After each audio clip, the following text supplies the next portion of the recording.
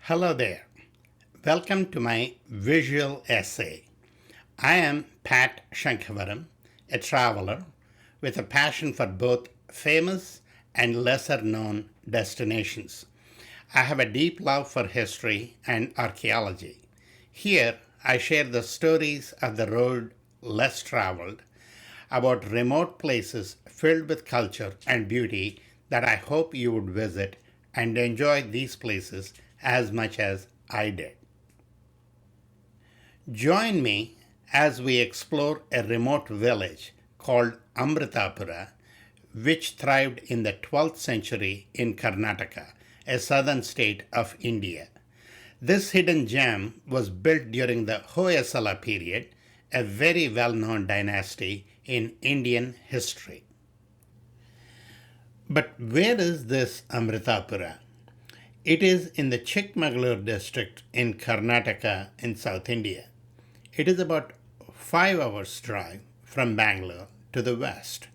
The area receives plenty of rain, being close to the Western Ghats or Western Mountain Range. It is lush green and absolutely scenic to travel, and great food to add on. But why Amrutapura, you may ask? Let me give you 3 reasons: its strategic location, its sacredness, and its legacy. Here is what I mean by these. The Hoysalas rose to power around 1025 CE, that is Common Era, and reached their peak by about 1100 CE. They expanded their territory to include modern-day Karnataka and significant parts of Tamil Nadu, as seen in the map of the southern India here. Their expansion led to large public projects like temple constructions, which established their rule and created opportunities for their people. These temples were not only religious sites, but symbols of power and growth. Now the sacred aspect. The village is named Amritapura, and its deity is Lord Amriteshwara. Amrutadandanayaka, a vassal of the king Veeraballala II, led its development. Isn't it fitting that the names reflect this connection? Initially, Jainism was the main religion of Hoysala kingdom in the year 1000-ish. But by King Veeraballala II's reign, Hinduism, with temples dedicated to Shiva and Vishnu, had become predominant. This temple is dedicated to Lord Shiva in the form of Amriteshwara. Lastly, the legacy. Look at the Hoysala emblem here.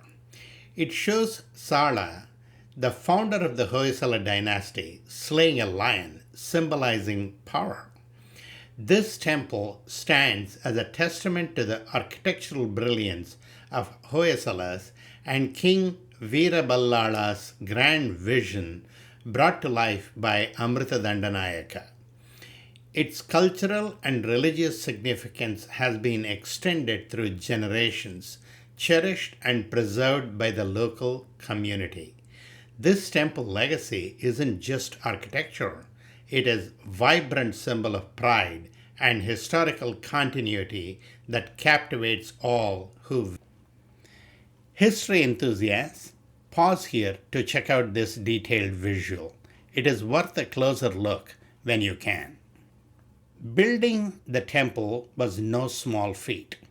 It was an engineering marvel that brought people from various walks of life together and provided jobs. Mathematicians and engineers handled their design and calculations. Sculptors and artists transformed the stones into intricate carvings. Workers executed plans on the ground, and scholars contributed to the inscriptions.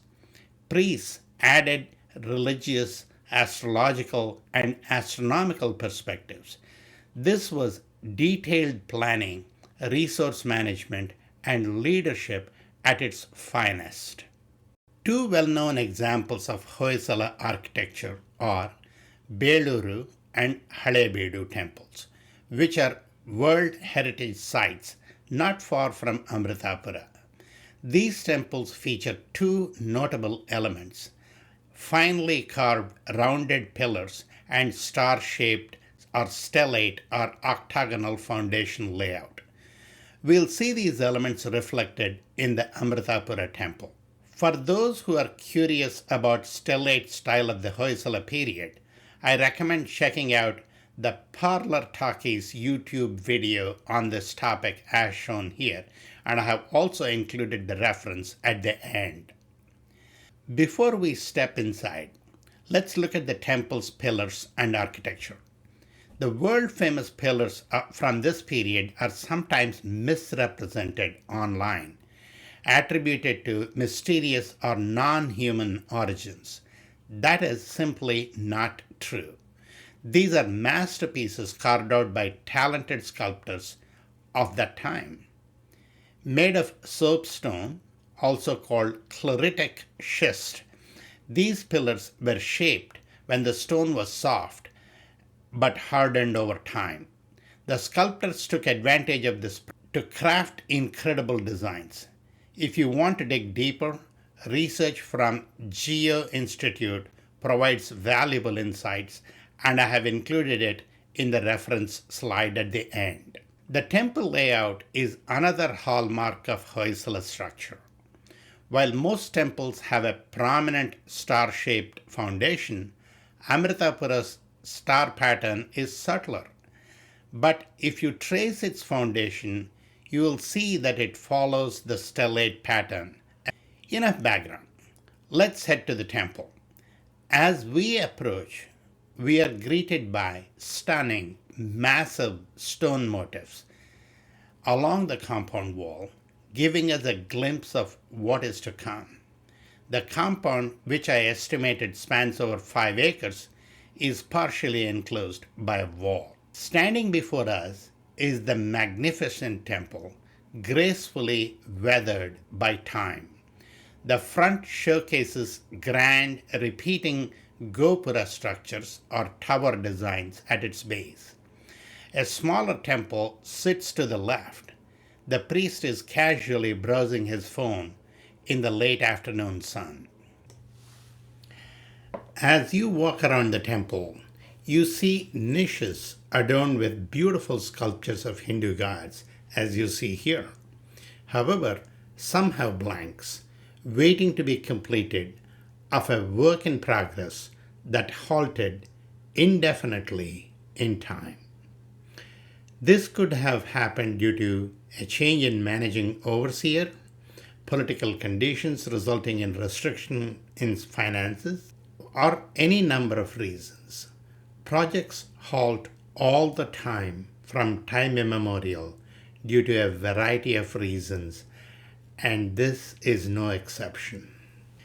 Take a look around and you'll feel a sense of awe at the intricate details of artistry that are just overwhelming. The collection of gopura or temple designs are just stunning in visual effect as they line a large section of the wall. As I walk to the back of the temple, a child from the temple staff follows me, ensuring I don't miss a thing, my little helper. We pass by a large stone inscription on the left. We will come back to that, but for now, let's keep exploring. The walls tell the stories of great Indian epics, the Ramayana and Mahabharata. For example, here is Rama waiting for Vali and Sugriva duel, and here Sugriva is crowned king, blessed by Rama and Lakshmana, with Hanuman and the monkey warriors pledging their support. These detailed panels, with intricately carved designs, remind us of the storytelling prowess of the artists. These designs, from my Western audience reference, were carved 300 years before Michelangelo, are incredible, yet the artist's name remains unknown.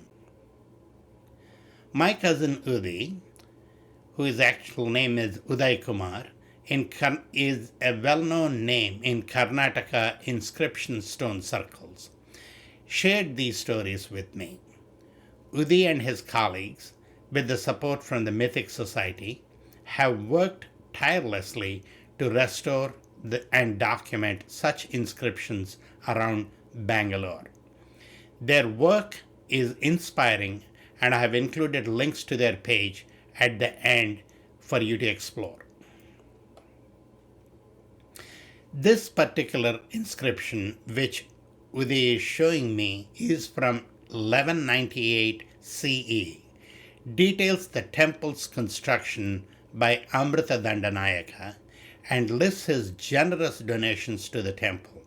It even records provisions for the priests, Brahmins, and the temple staff, plus donations from Dorasamudra grain shop owners.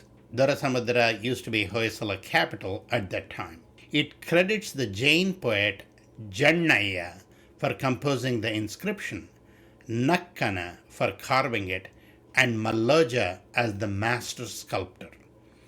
It is rare that the sculptor and the master sculptor of these temples are acknowledged on an inscription, but here Malloja's name is enshrined in stone for generations to admire his achievement.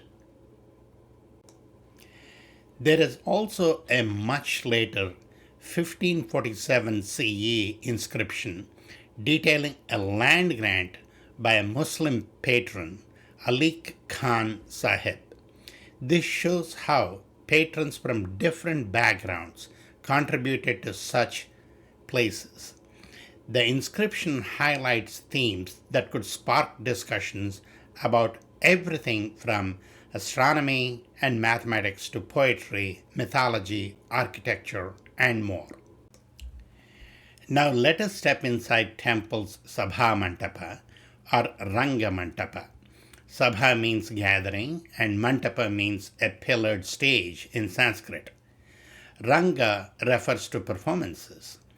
This spacious hall, lined with polished, perfectly spaced pillars, has stood for 875 years. Imagine the meetings, dances, and music that once filled this space. Take a moment to breathe in 875 years of history right in front of your eyes. Benches around the hall are called kakshasanas, also called side seats, shown with these arrows, show the care taken for spectators' comfort. Kaksha in Sanskrit means side and asana means seat. What is even more intriguing are the game boards carved into these benches. Yes, they are games still played today. Why games in a temple? Well, temples were more than places of worship. They were community hubs where people socialized, caught up with friends, and played games during the quieter times, creating bonding among friends and family members. Look closely and you'll spot wall markings similar to markings on engineering blueprints. These, known as Gadiba Kolu, meaning measuring sticks in Kannada, marked standard units of measurement. But why are they etched in stone in a temple? What purpose can they possibly serve? The distance between these markings is a unit measure. Because of its presence in a temple, all people agree that in the presence of Lord Amriteshwara, that measure is a gold standard. There are no two ways about it. Having these carved in the temple validated measurements and prevented disputes.